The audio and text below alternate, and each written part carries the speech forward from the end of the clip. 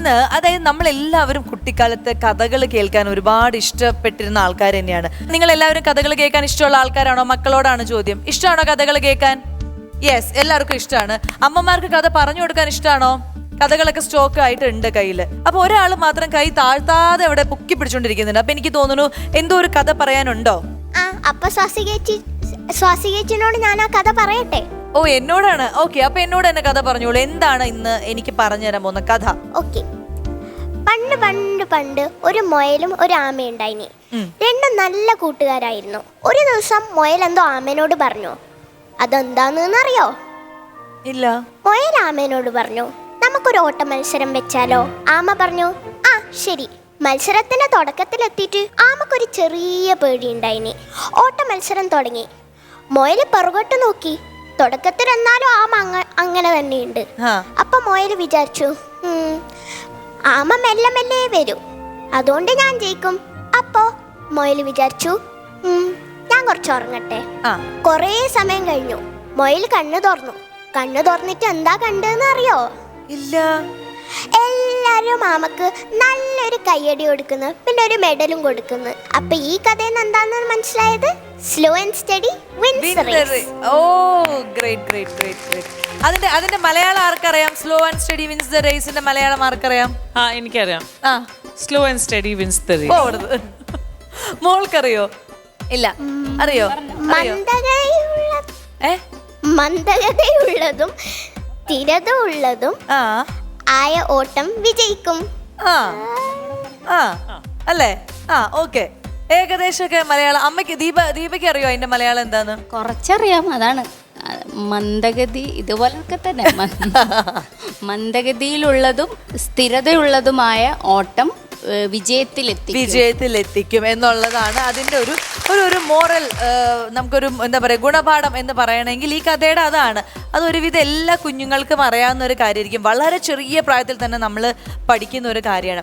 ഈ കഥകൾ തന്നെയാണ് നമ്മുടെ കുട്ടികളുടെ, അതായത് ചെറിയ വയസ്സിൽ അവരുടെ ബ്രെയിനിൽ ഒരു ലേണിംഗ് പ്രോസസ്സ് പോലെ ഈ പറഞ്ഞ പോലെ മോറൽ സൈഡ് കുറച്ച് നന്നാവാൻ ഇങ്ങനത്തെ കഥകൾ ഒരുപാട് ഹെൽപ്പ് ചെയ്യും. ഈ ഹെൽപ്പിംഗ് മെന്റാലിറ്റി ആയിക്കോട്ടെ, അല്ലെങ്കിൽ കുറച്ച് ബുദ്ധി കൂട്ടുന്ന കാര്യം എല്ലാം ഇങ്ങനത്തെ കുട്ടി കുട്ടി കഥകളിലൂടെ നമ്മൾ പറഞ്ഞു കൊടുക്കും. ഇന്നത്തെ നമ്മൾ പെർഫോമൻസ് ആ ഒരു ടൈപ്പാണ് റെട്രോ, അല്ല മറ്റേ എന്താ പറയാ, ഡാൻസ് ആൻഡ് ഡ്രാമ എന്നൊക്കെ. So I am waiting for that. Yes. അപ്പോൾ ഡാൻസ് ഡ്രാമയ്ക്ക് മുൻപായിട്ട്, ആ ഒരു പെർഫോമൻസിന് മുമ്പായിട്ട് നമുക്ക് ടാസ്ക് കൊടുക്കാനായിട്ട് ഒരാളെ വിളിക്കേണ്ട സമയം വളരെ അത്യാവശ്യമാണ്.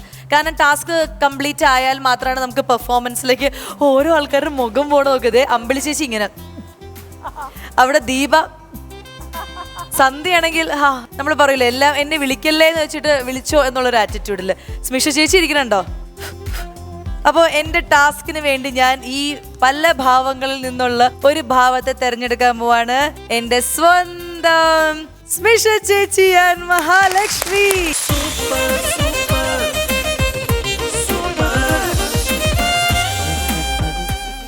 അതായത് വേറെ ഒന്നുമല്ല, അതായത് നിങ്ങൾ അമ്മയും മകളും തമ്മിലുള്ള നിങ്ങളുടെ ഇടയിലുള്ള ചില സ്വകാര്യ നിമിഷങ്ങൾ, അത് വീട്ടിലല്ല, ഇന്ന് ഇവിടെ നമ്മൾ ഈ വേദിയിൽ ക്രിയേറ്റ് ചെയ്യാൻ പോവാണ്. അപ്പൊ സ്മിഷ ചേച്ചിക്ക് നമ്മുടെ കുട്ടി മഹാലക്ഷ്മിയോട് എന്തെങ്കിലും കാര്യങ്ങൾ പറയാനുണ്ടെങ്കിൽ, അല്ലെങ്കിൽ അവൾക്കൊരു ഉപദേശം പോലെ, ഇപ്പം എന്താ പറയാ, ഞാനൊരു സംഭവം പറയുകയാണെങ്കിൽ അതിനെ വെച്ചിട്ട് അവൾക്കൊരു ഉപദേശം പോലെ കൊടുക്കാനാണെങ്കിൽ അങ്ങനത്തെ ഒരു ടാസ്ക്. ഓക്കെ. അമ്മ പിങ്കിക്കുട്ടീനോട് എപ്പോഴും വീട്ടിൽ പറയാറില്ലേ? ഞാൻ പറയാറുള്ളതാണ്, ഓർമ്മയുണ്ട? എന്താ പറയാറ്? എന്താ അമ്മേനെ പറ്റി പറയാറ്? അമ്മയ്ക്ക് വയ്യാത്തതും അതിനെ പറ്റി പറയാറില്ലേ നമ്മളടുത്ത്? അപ്പം അമ്മ എപ്പോഴും പറയാണ്, അമ്മയ്ക്ക് അറിയില്ല അമ്മേൻ്റെ കാര്യം ഇനി എപ്പോഴാ എങ്ങനെയാ എന്താണെന്നൊന്നും അറിയില്ല. എൻ്റെ മോളെ എത്ര കാലം അമ്മയ്ക്ക് സപ്പോർട്ട് ചെയ്യാൻ പറ്റുന്നൊന്നും അറിഞ്ഞൂടാ. പക്ഷെ നല്ല മിടുക്കി കുട്ടിയായിട്ട് പഠിക്കണം എന്ന് ചേട്ടന്മാരുണ്ട്, അവർ നല്ല സൂപ്പറായിട്ട് മോളെ നോക്കുകയൊക്കെ ചെയ്യും. ഓക്കെ, ഒരിക്കലും കരയാനൊന്നും പാടില്ല. ആരെന്തൊക്കെ പറഞ്ഞു കഴിഞ്ഞാലും മോൾക്ക് മോളുടേതായ ഒരു ഡിസിഷൻ ഉണ്ടാവണം. ഓക്കെ, അമ്മ പറഞ്ഞില്ലേ ഇനിന്തിപ്പോഴേ കരയണത്? അമ്മ ജസ്റ്റ് കാര്യങ്ങൾ പറഞ്ഞു തരാണ്. ഓക്കെ, കരയേണ്ട കാര്യമില്ല, കരയരുതെന്ന് എന്നാണ് നമ്മൾ പറഞ്ഞത്. മോൾക്ക് എന്താ പറയാ, മോൾ എന്താണോ ഇഷ്ടം, എന്താണോ എൻ്റെ കുഞ്ഞിന് ഇഷ്ടം അതുപോലെ ജീവിക്കണം. പക്ഷെ അച്ഛനും എന്താ പറയുക, അമ്മയുള്ളിടത്തോളം കാലം അമ്മയും പറയണത്, അമ്മയ്ക്കൊന്നും സംഭവിക്കൊന്നുമില്ല. എൻ്റെ മോൾ നല്ല സ്ട്രോങ് ആയിട്ടിരിക്കുമ്പോൾ അമ്മയ്ക്ക് ഒരു അസുഖത്തിനും പ്രശ്നമില്ല. കരയരുതെന്ന് പറഞ്ഞു. നീ എൻ്റെ മിടുക്കി കുട്ടിയല്ലേ. നീ ഇപ്പം എങ്ങനെയാണ് അമ്മ എപ്പോഴും വിളിച്ചു കഴിഞ്ഞാൽ മോൾ അമ്മയ്ക്ക് കാല് തടവി തരാറുണ്ട് രാത്രി അല്ലേ, രാത്രിയിൽ കാല് തടവി തരാറുണ്ട്, വീട്ടിൽ പാത്രം കഴുകി തരാറുണ്ട്. ആരൊക്കെ വീട്ടിൽ ജോലി ചെയ്യാൻ അമ്മേനെ സഹായിക്കുന്നത്? നീയും ചേട്ടനൊക്കെ അല്ലേ. അതുപോലെ തന്നെ ഇനി അങ്ങോളം അമ്മയ്ക്ക് വയ്യാതാവുമ്പോൾ ഇനിയും അമ്മേനെ കൂടെ നിൽക്കണം, അമ്മേനെ എപ്പോഴും കൂടെ നിൽക്കണം. മോളുള്ളതാണ് അമ്മേൻ്റെ മോളും അൻഡുചേട്ടനും മാധുചേട്ടനും ഉള്ളതാണ് എൻ്റെ ഏറ്റവും വലിയ സന്തോഷം. നമുക്കറിയാലോ ചിലപ്പോൾ അച്ഛനായിട്ട് അമ്മ പിണങ്ങുന്ന സമയത്തിലാണെങ്കിൽ പോലും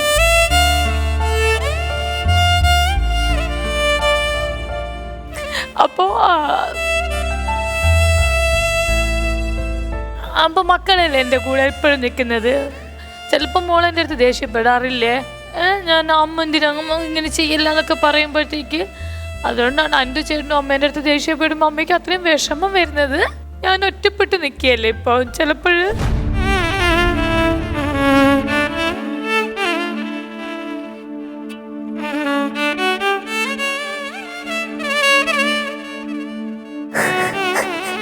ഓക്കെ ഓക്കെ റെഡ് റെഡ്.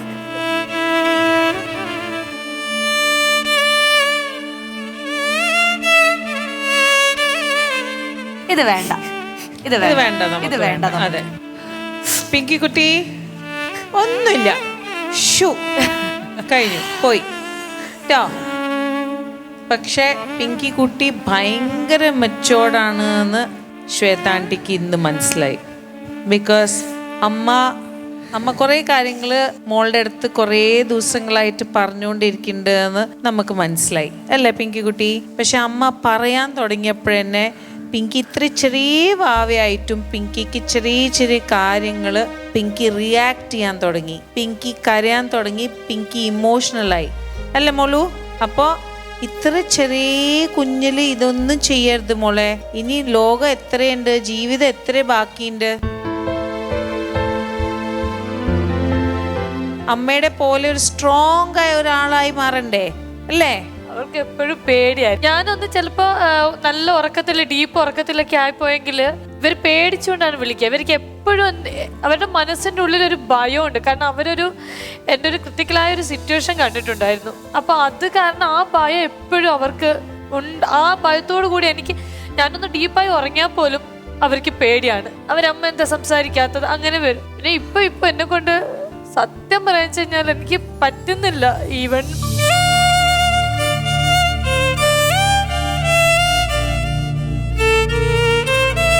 ഈ അസുഖവും മരുന്നും കുറെ മരുന്നുകള് വീട്ടിലെ കാര്യങ്ങള് ചിലപ്പോൾ ഞാൻ ഭയങ്കരമായിട്ട് ഒറ്റപ്പെട്ടു പോകുന്ന ഒരു അവസ്ഥ വരുന്നുണ്ട് ഫാമിലിയില്.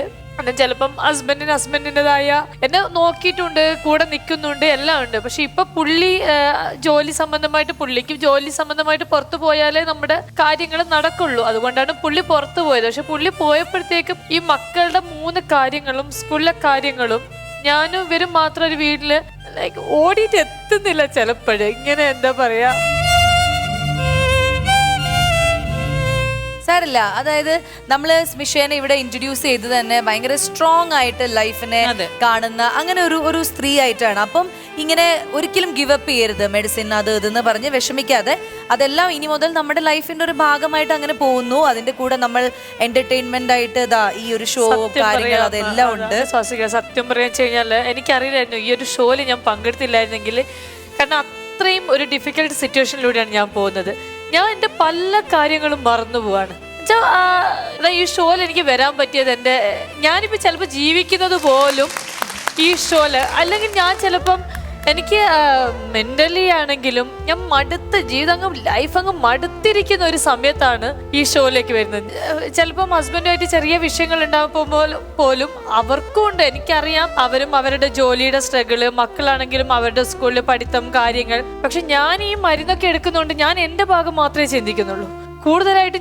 ഞാൻ അവരെ അടുത്ത് ചൂടാവും. ഈ മോളടുത്തൊക്കെ തന്നെ ചിലപ്പോൾ പിങ്കിയൊക്കെ പേടിച്ചിരിക്കും. ഞാൻ ദേഷ്യപ്പെടുന്ന കാണുമ്പോഴത്തേക്ക് പിങ്കിയൊക്കെ മാറിയിരിക്കുമ്പോൾ സോറിയടാ,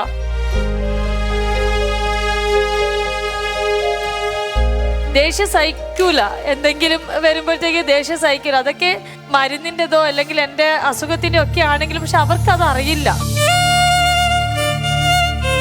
എങ്കിലും അവർക്ക് മനസ്സിലാവും ചിലപ്പോ ഇങ്ങനെ പിന്നീട് എൻ്റെ അടുത്ത് പറയും അമ്മ കുഴപ്പമില്ല അമ്മ, പക്ഷെ എങ്കിലും അനന്തു എന്റെ മൂത്ത മോൻ അവൻ എന്നെ കഴിഞ്ഞ ദിവസം അമ്മ ഇങ്ങനെ ദേഷ്യപ്പെടുന്നുണ്ട്. ഇപ്പൊ അമ്മയ്ക്ക് അച്ഛൻ്റെ അടുത്തുള്ള ദേഷ്യമായിരിക്കാം, അല്ലെങ്കിൽ അമ്മേന്റെ അസുഖമായിരിക്കാം, എന്തെങ്കിലും ആയിരിക്കാം. പക്ഷെ ഇതിലെല്ലാം ബാധിക്കുന്നത് പിങ്കിനെയും മാത്തുവിനെയാണ്. ഞാൻ മനസ്സിലാക്കും അവര് രണ്ടുപേരും കുഞ്ഞാണ് അമ്മ, അതുകൊണ്ട് അമ്മയുടെ ദേഷ്യം ഒന്ന് കുറക്ക്, അമ്മ ഒന്ന് കുറച്ചും അങ്ങനെ പറയും മൂത്തമോൻ. അതാണ്. അപ്പൊ അമ്മയുടെ ദേഷ്യം ഒന്ന് കുറച്ച് കഴിഞ്ഞാൽ എല്ലാം ശരിയാവും. പിന്നെ വെറുതെ ഇങ്ങനെ അത് തന്നെ ആലോചിച്ചിരിക്കണ്ട. ഇപ്പം സ്മിഷ ഫേസ് ചെയ്യുന്ന ഒരു കാര്യമുണ്ട്, അതൊരു റിയാലിറ്റിയാണ്. അത് നമ്മൾ ധൈര്യപൂർവ്വം ഫേസ് ചെയ്തേ പറ്റൂ. പക്ഷെ സ്മിഷ, ഞാൻ ഒരു കാര്യം പറയാം, you are a big big big എന്താ പറയാ, ഒരു ഐക്കണാണ്. യു ഡോണ്ട് നോ, അത് സ്മിഷയ്ക്ക് അറിയില്ല. അപ്പോൾ സ്മിഷ അതും ഒന്ന് ആലോചിച്ച് നോക്കൂ, എത്ര ആൾക്കാർക്ക് ഇങ്ങനത്തെ ഒരു വേദി കിട്ടുന്നുണ്ട്, അതും സ്മിഷേൻ്റെ ആ സ്റ്റേജിൽ. യു ആർ ഒരു ഇൻസ്പിറേഷനാണ്, പോസിറ്റീവ് ഇൻസ്പിറേഷൻ. ബിക്കോസ് നമ്മളെല്ലാവർക്കും എന്തൊക്കെയോ പ്രശ്നങ്ങളുണ്ട്, അതെങ്ങനെയാണ് നമ്മൾ കൈകാര്യം ചെയ്യുന്നതാണ് ഏറ്റവും ഇമ്പോർട്ടൻറ്റ്.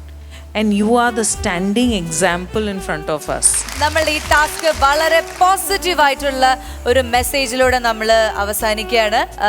ശ്വേതാജി, അപ്പോൾ നമുക്കിത് കൺക്ലൂഡ് ചെയ്യാം ഈ ഒരു ടാസ്ക് അല്ലേ? Conclude for a better beginning. Yes. Thank you ma'am, thank you ma'am, your സപ്പോർട്ടിന് thank you so much. Always always.